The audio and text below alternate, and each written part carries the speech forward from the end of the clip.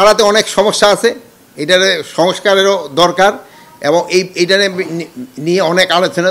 কারার একটু বাজেটের ক্ষেত্রে সমস্যা, এমন অনেক কারা যারা আছে বন্দি আছে, অনেক বয়স হয়ে গেছে, তারা ধরেন বিভিন্ন রোগ ইসে মানে আক্রান্ত, এবং তাদের এবার ঔষধের ব্যাপারে একটা বাজেটেরও বেশি দরকার হয়।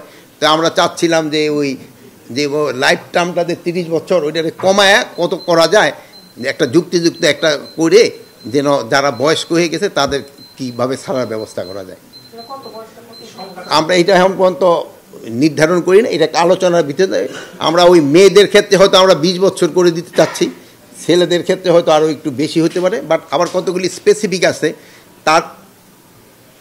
তার বয়সটা কত ওইটাও দেখতে হবে। ওখানে যে ধরনের 18 বছরে অপকর্ম করছে, তার যদি 20 বছর ছায়া দিল 38 বছর, সে তো আবার আইসা হয়তো আবার অপকর্ম কিনা ওই সবগুলো দেখা হবে। বাট মেয়েদের ক্ষেত্রে আমরা একটুখানি বেশি লিবারেল।